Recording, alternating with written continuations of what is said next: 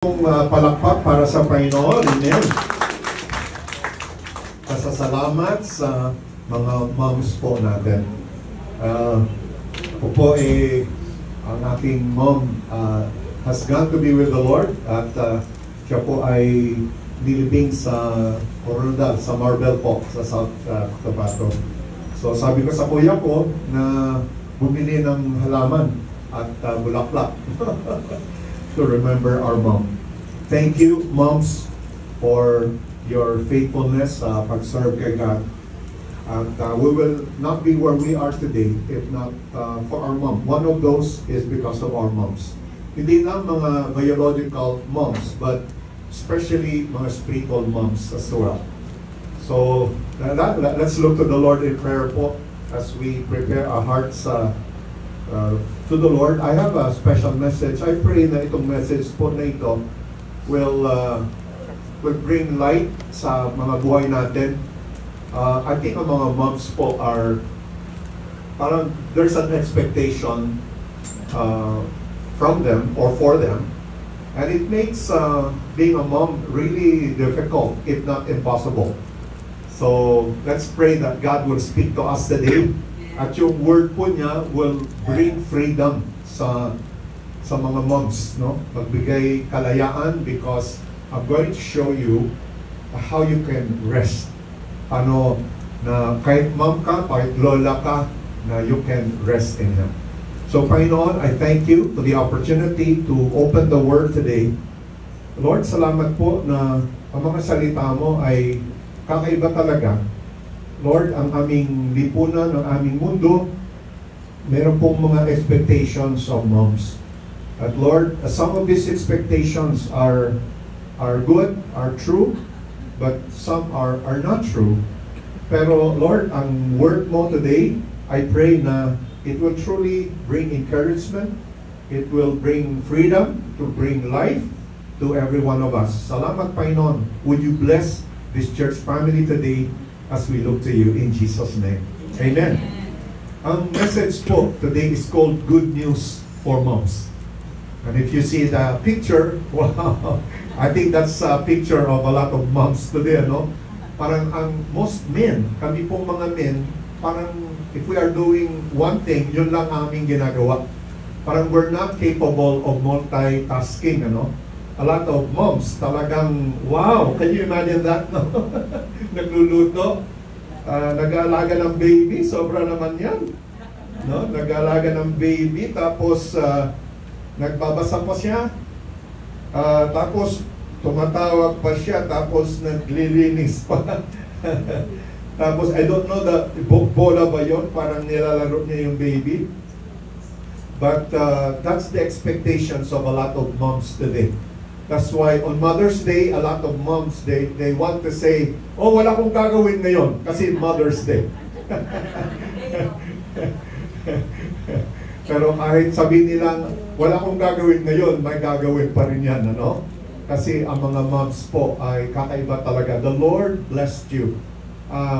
Yung good news for mom po na isi-share ko sa inyo, it really comes from God's Word, yung salita ng Panginoon. Alam niyo, there's a promise of God, no? Sa Word niya sa Mark chapter 10, Marcos 10:29 to 30. Let me share with you the promise ng motherhood. Ano po? Sabi ng Panginoon, sumagot si Jesus. Kasi tinanong siya ni Peter, no? Tinanong ng mga disciples, Lord, paano kami? We gave up everything to follow you. At ang sagot ni Jesus, tandaan ninyo, ang sino mang nag-iwan ng kanyang tahanan o mga kapatid, mga magulang, mga anak, mga lupain dahil sa akin at sa magandang balita. He's talking about people who have followed Christ. These are people who follow Christ, no? Whether you're a man or woman, boy or girl, young or old, this promise is for all of us. Na anyone who truly follows Christ. And I tell you, motherhood is one of the highest form of following Christ. At sabi ni Lord, sila ay tatanggap sa, kailan po? Sa buhay na ito. Did you see that? Sila ay tatanggap sa buhay na ito. Kailan ba yan? Sa buhay na darating? Pagka namatay na o samantalang buhay pa, no? Yung present, sa present daw, ang ipro-provide ni Lord sa atin ay tatanggap sa buhay na ito ng 100 ulit pa ng mga iyon. Yung the word 100-fold doesn't mean 100%. Actually po, if you use, this is about 10,000 or even more. 100-fold po, i-multiply mo yung 100 by 100. Yan po yung sinasabi ng Panginoon. Talagang any investment, any sacrifice, anything you do for Jesus, para sa Kanya, ang sabi ng Panginoon, you are going to receive even more dito sa buhay na ito. And of course, there is also a promise. Ano po yung mga tatanggapin sa buhay na ito? Mga bahay, mga kapatid, mga ina. Can you imagine that? Mga ina, mga anak, at mga lupain. Ngunit may kalakip na pag-uusip. Wow, sabi ni Lord, huwag niyong expect na ang buhay ninyo dito sa lupa ay madali dahil kasama ang paghihirap sa pagsunod sa ating Panginoon at sa panahong darating na in the future, in eternity, magtatamo siya ng buhay na walang hanggan. I just love this verse po. Una, for moms who are following Christ, God promises you 100-fold blessings. And then of course for many of us na hindi biological moms, but we are also mothering other people. Tayo po ay ginagamit ni Lord to mother, to parent others. Sabi ni Lord, you will also receive blessings. And some people po, they come from homes where there is a failure of parenting. There's a failure of mothers. Your mother did not mother you as mothers should. And God is saying, when you follow me, I will bring you into my family. And in my family, you will receive 100-fold of blessing coming from moms. I will give moms to you. I will give people who will nurture and care for you for the rest of your life. I will bless you with blessings you have never had before in your life. Yan po ang pangako ng Panginoon sa atin. So, there is good news po para sa atin today. Okay. So, I have a very simple sermon for today. I want to share, ano ba yung biblical perspective? Ano ba yung biblical meaning of motherhood? Ano ba ibig sabihin yan? I tell you po, what is motherhood according to the Bible? Ano ba ang ibig sabihin na maging ina? Sabi ni Pastor kanina, mga ilaw ng tahanan. ang laki kaya na mission yan, mga nanay, di ba overwhelming yan? Paano natin magagampanan yung pagiging ilaw ng tahanan? Mabuti kung yun lang ang trabaho natin. Minsan kasama pa yung managing everything. Sabi ni Pastor, managing. Ang mga moms, parang ang mga tatay, they work, they bring some money, and that's it. They come home and, okay, may problema sa mga anak. Mrs., may meeting sa school, mag-attend ka mahal ha. A lot of dads are like that, but it's the mom, parang sila po yung, of course the dad is the head of the family, but it's the mom who really bring order, talagang, I don't know, God wired women to be like that. Na they because of them, there is order, there is peace. Things that need to be done are done, and it's greatly because of the moms.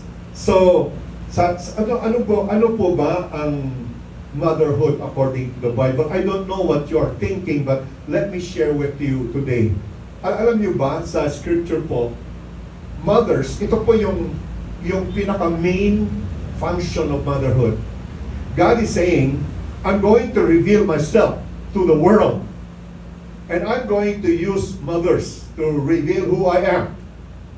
And that's why every time you see a mom, whether biological or spiritual mom, God is saying, I'm revealing myself through you. I want the whole world to know who I am. Gusto kong makilala ako ng buong sanlibutan. Gusto kong makilala ako ng mga taong nasa paligid mo, mga taong nasa malayo sa iyo. But I want the whole world to know who I am, and I am going to use the mothers to do that. Ano po ba ang katangian ng mga moms that is so critical na pagka hindi mo nakilala ang Diyos sa ganito, hindi mo totoong makikilala ang ating Panginoon. At ano po yun? Let me share some verses po. Ang sabi po sa Matthew 23:37 to 38. Ito po ay malungkot kung if you're familiar with Matthew 23, this is the woe chapter sa Gospel of Matthew. Yung woe, yung kawawa kayo o parurusahan kayo o kagimbal-gimbal ang inyong mga hinaharap. Yan po ang chapter 23 of Matthew. Okay?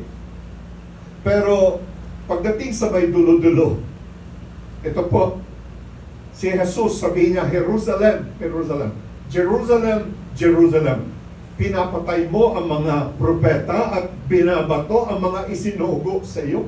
Can you imagine that? This verse opens up with a God who is broken. Broken-hearted God. Kasi He has done everything He could.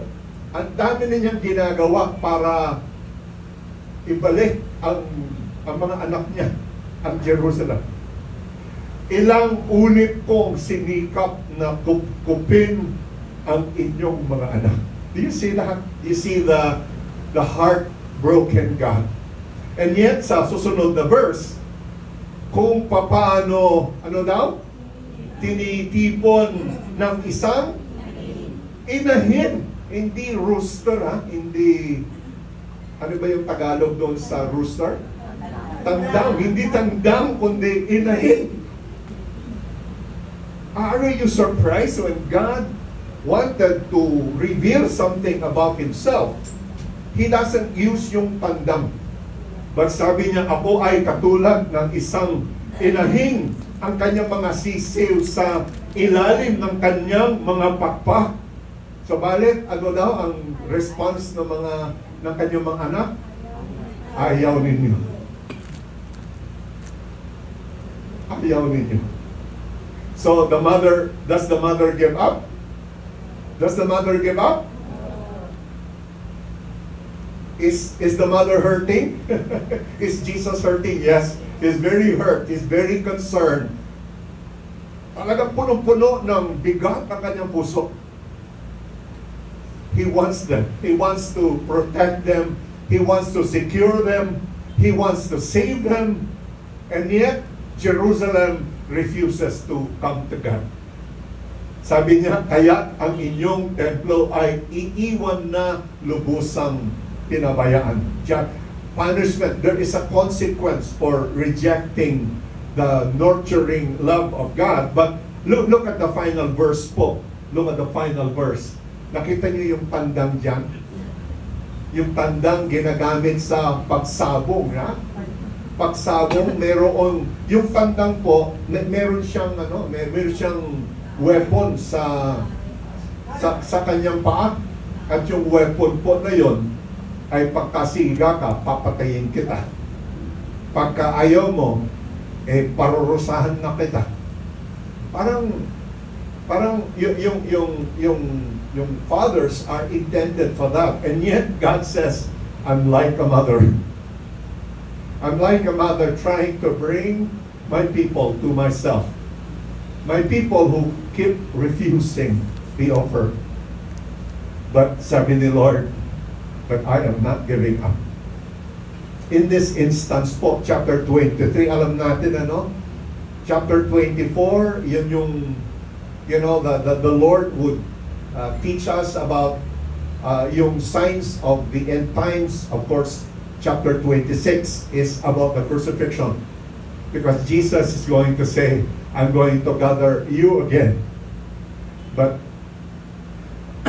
I will be able to gather you only as a result of my sacrifice, as a result of my giving of my life for you. Let me tell you today, moms, God is saying, you are a revealer. ikaw ay pahayag ko sa pamilya mo. Ikaw ay kapahayagan ng aking pagmamahal. The word nurture is I think I like what Anna did earlier. Yung generosity, tatlong Tagalog ang kanyang ginamit para maintindihan natin, ano. But the word nurture po, yung nurture po, it means pag-aruga, di ba? It means pangangalaga. Meron ko Tagalog kanina, ano ba yung ginamit ko? Pagyamanin, yung pagyamanin, pinagyayaman. I like the word pagyamanin kasi meron siyang yaman, ano? I like that word, pagyamanin, pag-aalaga at pagyayamanin. So dito po sa unang picture na binigay ni Lord, God likens Himself to a mother hen, who when the enemy comes, when danger is flying around, kung yung eagle po na sasakmal sa kanyang mga anak ay lilipad-lipad, the mother, wow, she makes a noise, no? Gagawa siya ng isang noise, and the chicks, pagka masunurin yan, they run to the mother, and the mother spreads her wings, at yung mga sisil, they go under her wings. And God says, when you are under my wings, nothing can touch you. Hallelujah. Amen? Wow. And that's what it means to be a mother. Protector talaga. And yung pag-protect niya is sacrificial, ano? Sacrificial protector. Sacrificing protector. That's what it means to be a mom. But not only that, look at the next verse po. After this po, God will liken Himself to something else. Sabi niya sa Isaiah 49 verse 14 to 16. Sabi niya, ngunit ang sabi ng mga taga Jerusalem na naman, pinabayaan na tayo ni Yahweh. Sabi niya, nakalimutan na niya tayo. Pero ang Panginoon ay sasagot. Ang sagot ni Yahweh, come on, tulungan po niyo ako, malilimot kaya ng ina ang sarili niyang anak. Ano po ang sagot yan? Hindi. Imposible, right? Maliban lang pagka the mom is out of her mind or wala siya sa tamang lugar. Maaaring mangyari yon. But the point here po, if this thing that cannot happen, itong bagay na ito na hindi mangyayari, sabi ni Lord, pagka ito ay mangyari man ito, ito po ang point, mangyari man ito na ang pinaka-mahusay na mom, pinasacrificing na mom, pinaka-mapagmahal na ina ay mapabayaan at malimutan at maiwanan ang kanyang anak. Ano po ang sagot ng Panginoon? Hindi kaya. Sa sunod na text, kung meron mang inang lumilimot sa kanyang anak na ito po ay hindi pwedeng mangyari, hindi ko kayo, ano po, sabi ni Lord, hindi ko kayo kakalimutan kahit sandali. Ha? Really? Kahit sandali.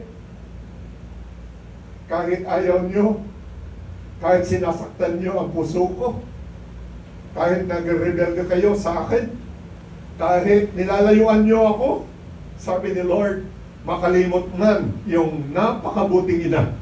Pero sabi ni Lord, ako ay hindi makakalimot sa inyo kahit sandali. Jerusalem, Jerusalem, hindi kita malilimutan. Pangalan mo'y nakaukit sa aking palad.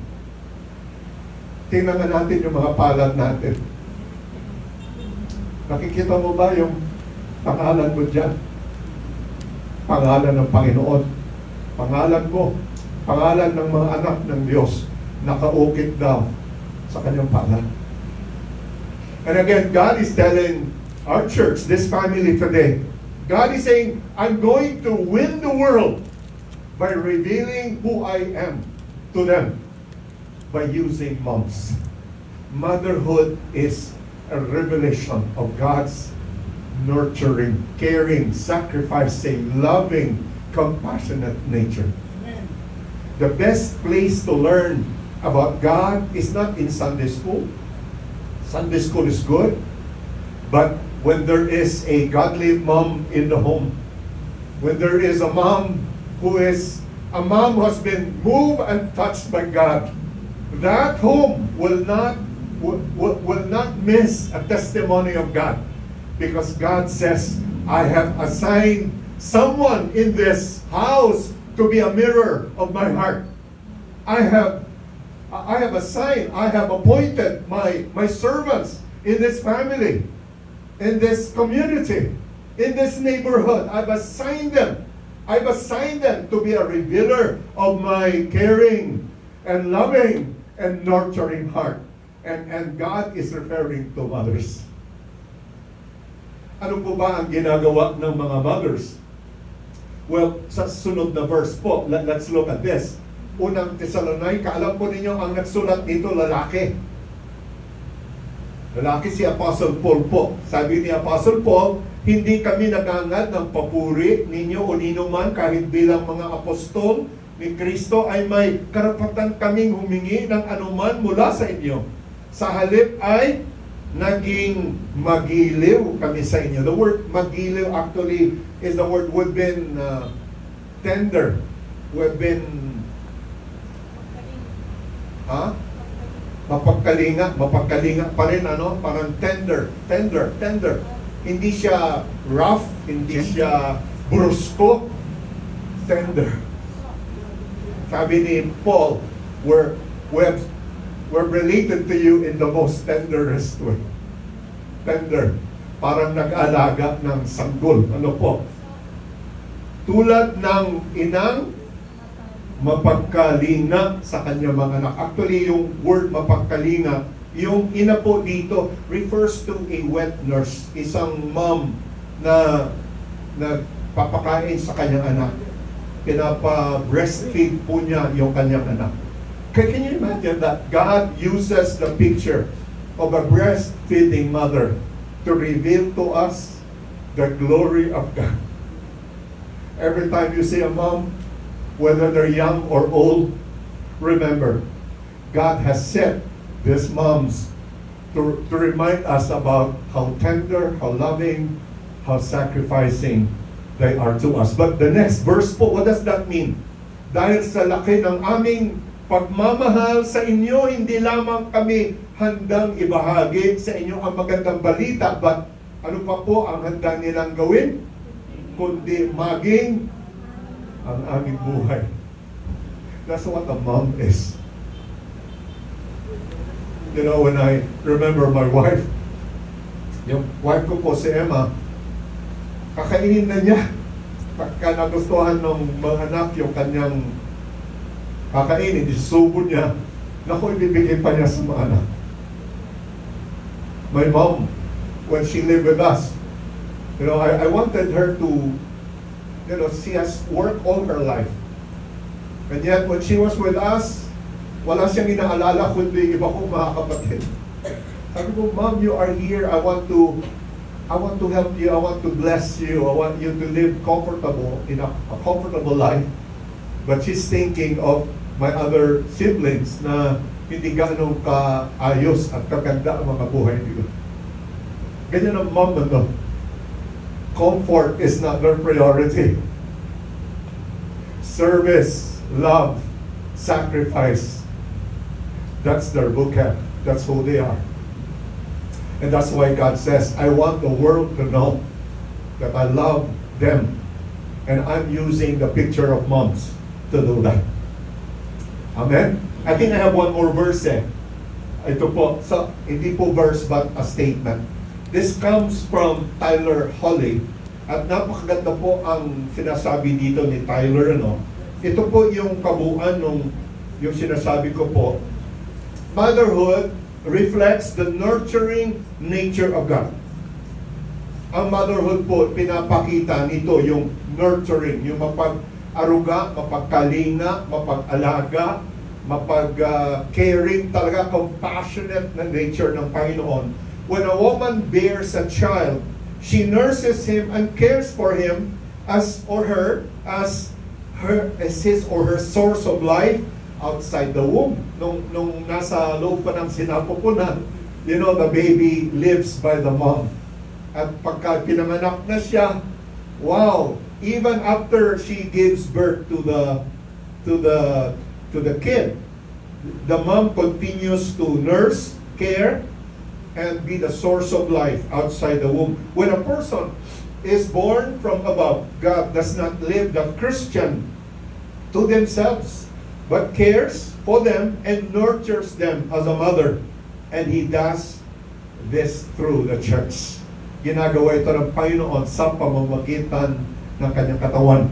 We are born into her through our baptism. She nurses us on the milk of God's Word and feeds us the very body and blood of Christ. Wow, what a mission. I pray that lahat po tayo, especially our moms here, our biological moms, pero we learn from the Apostle Paul na itong motherhood is not applicable physically, only biologically. But you could also be a spiritual mom, right? And even dads can also nurture others. We should, not? Kailangan po ng mundo ang mga moms. Now, let me share also with you yung other part. Ang ginawa ko po sa sermon na ito, instead of telling our moms what you should do to be perfect, because I didn't want to add pressure on you. I think there's enough pressure. What I want to show you is the source, your source, the place, the person na pwede mong puntahan. Because being a mother, sabi nga nung isang writer sa sunod na sabi niya, si Jill Churchill, she's a Christian also. Sabi niya, there's no way to be a perfect mother. You cannot be a perfect mom. You know why? Because God did not make you as one.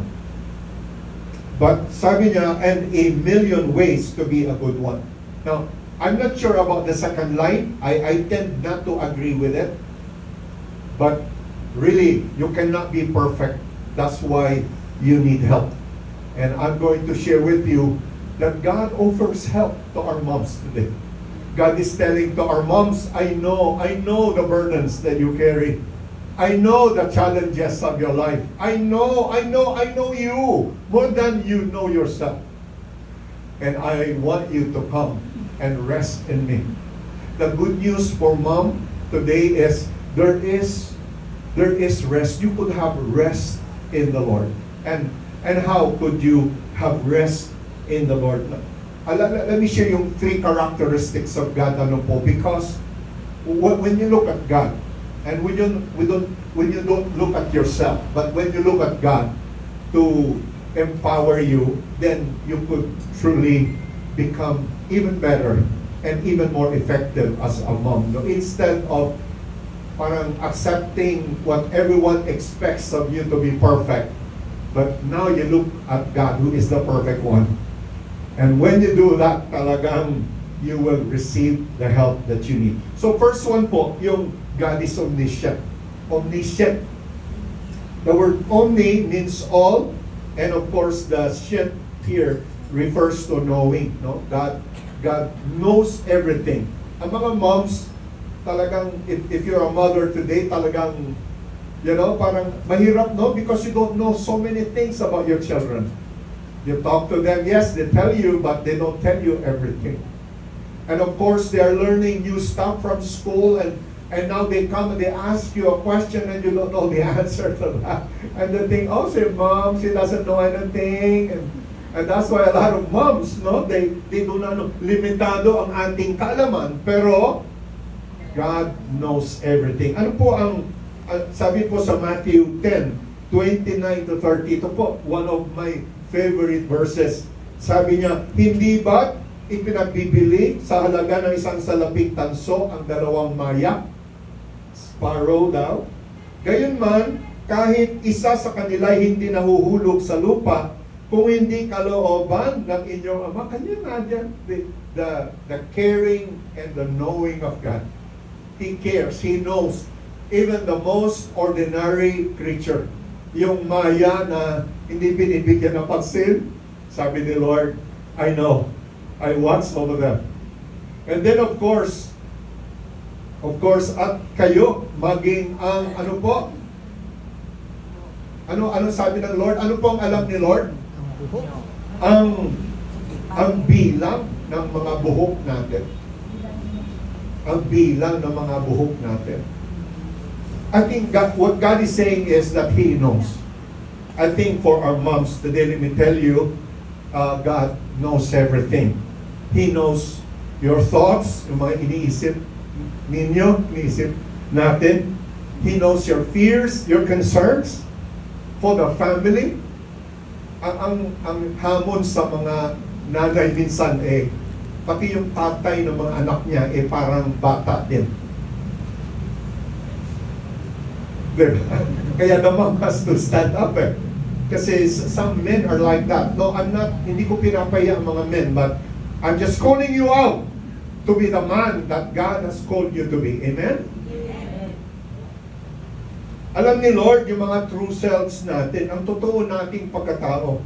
Alam din ni Lord yung mga hurts natin, yung heart natin, yung mga puso, at yung mga dreams natin. Alam din ng Lord yung mga kasalanan natin, yung mga needs at mga kasalanan, at alam ni Lord yung mga ginagawa natin. So ano po ang impact nito sa buhay natin? Ito po, let me apply this. Mga moms, everyone leans on you. Everyone leans on you. Lahat nakasandal sa iyo.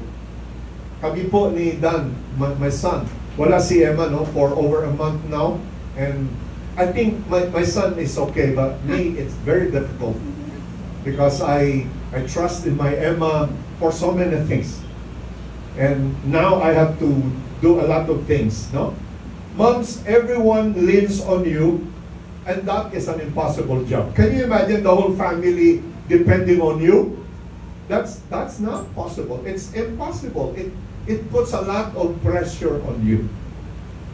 You can do it, and you know what? The good news, God does not expect you to do it. God doesn't want you to accept yung rule na everyone should depend on me. Everyone, dapat lahat ay aasa sa akin. You should say no to that. And you should tell your family, everyone should lean on God instead. Amen? Jesus says, I know everything, so, ano po? Lean on me every day. Would you please turn to the person next to you and say, lean on God. Because God is all-knowing. Now, secondly po, and quickly po, God is omnipotent. Ang Diyos po ay makapangyarihan sa lahat. Yung una po, God knows everything. Yung pangalawa, God is all-powerful. Limitado ang ating kakayanan, but God can do everything that aligns to His good will. So, ano po yung kakayanan ni Lord? Sa Job 42 verse 2, alam kong ang lahat ng bagay ay kaya ninyong gawin at walang makakapigil sa lahat ng iyong balakid. Can you imagine, no? Walang makakapigil. That's God. Pero alam po ninyo, ang temptation ng mga moms ay dahil walang gumagawa So yung mom gives themselves to do everything. And because they are not all-powerful like God, ang gagawin ng mga moms po, they try to be controlling.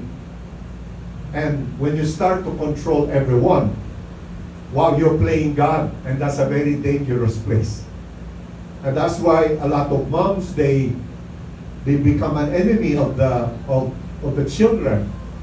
The husbands, they don't feel like they're the man of the house anymore.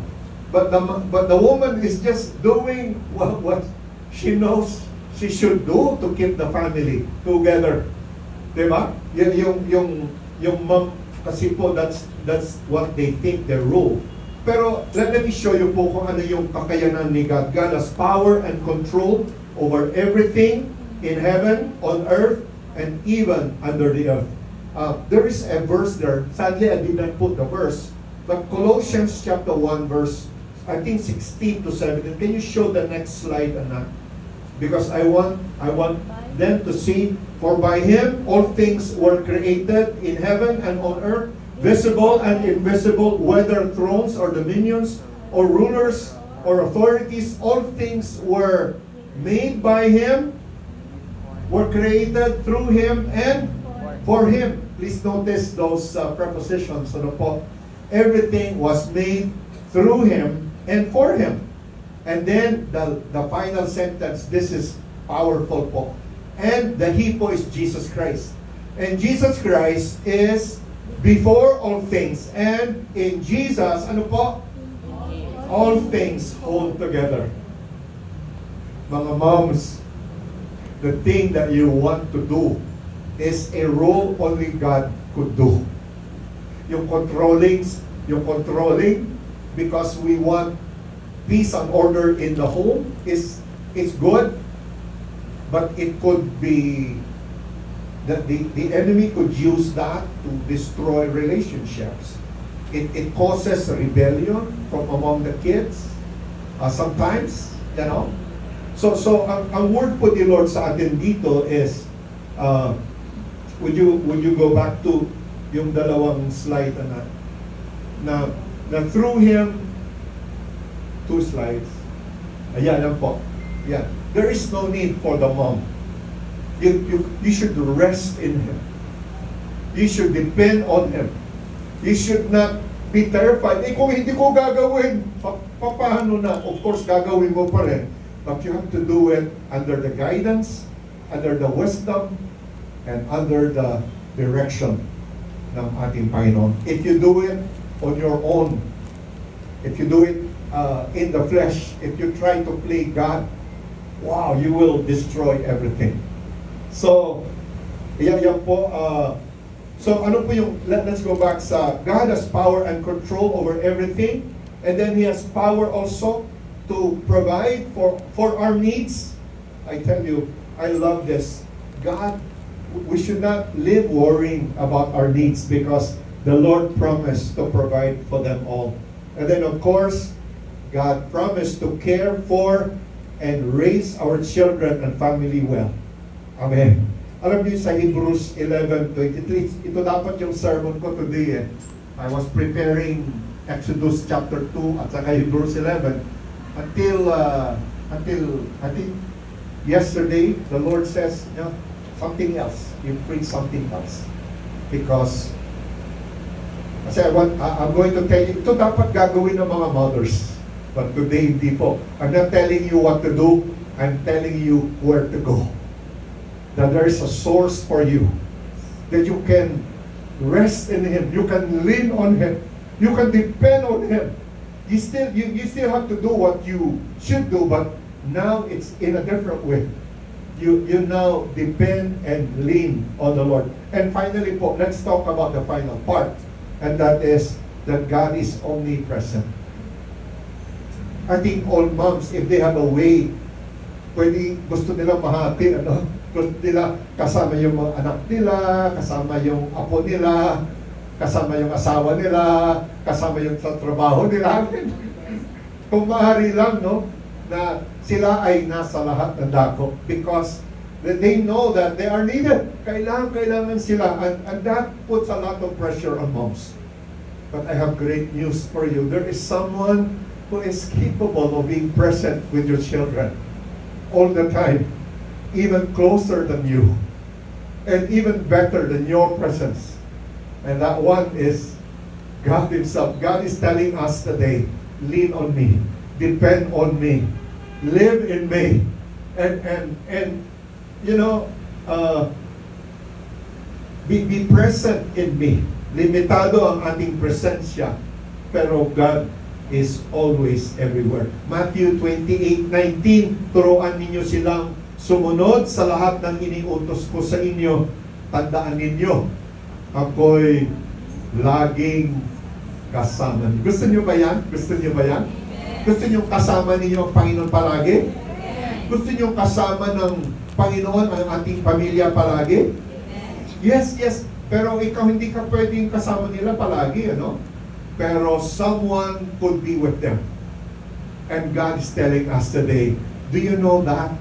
Do you appropriate that truth into your life? Or ikaw ba ay takot? Paano na? Nasa work po sa mga anak ko sa bahay. Kasi gusto mong nandun ka eh. Pero God is saying to you today, hey, no need love. No need to be so terrified and afraid when you know that God calls you to come to Him. And through Him, through Him po, ito po yung magandang balita eh. The greatest blessings for mom. Ano po yung greatest blessing? To be in Christ. For in Him, God's resources are available for you in prayer and faith. Can you imagine? What a blessing. What a resource. What are you doing it? And what is the greatest gift? Let me finish po. Let me finish kasi I've gone over time again. The greatest blessings mom could give to the family. Ano po ang the best gift you could offer others? Ito po. I believe in this with all my heart. The best gift a mother could give to the family, to others, is a heart. Ano po? Your heart fully alive in Jesus is the greatest gift you could give. It's not this, this kulit,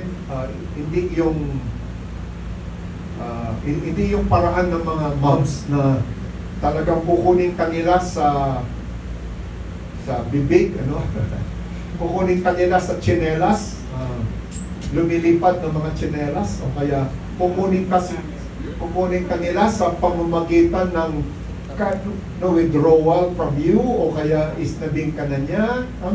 Ang dami ng paraan, manipulation, coercion, ang daming paraan po that are sinful, that do not produce the effect that God wants to produce in your family. God is saying, a heart fully alive in Jesus, that's the best gift you could receive, and that's the best gift you could give to others. A life touched by Jesus, a life filled by the Holy Spirit, a life saved by the power of God. So the question is how could we have a heart that is made fully alive in Christ? Alam po ninyo, ang sagot dito po is, first of all, moms, you should stop trying to be perfect. Pangalawa, you should stop trying to be God to your family. But pangatlo, you have to accept your limitations. You have to say, I'm human, but you have to know that Jesus has done for you everything, and now offers to you everything you need so that you could be the best mom you could ever be for your family. Do you want that? Do you want Jesus to rule over your life? Do you want Jesus to make your heart alive? Now, I'm not only speaking to our biological moms right now, but I want to speak to the whole church family that we could become alive in the Lord. He could make us alive and give us this nurturing heart. Pwede kanyang bigyan ng isang puso na mapagmahal at mapagkalinga. Amen? Hallelujah. Oh, thank you, Lord. I give thanks to God today. I pray that you live by this good news that the Lord has given to us. Amen. Hallelujah. I'd like us to pray po. Let's pray po. Let's pray. Hallelujah. Let's just bow our heads po right now. Let's bow our heads.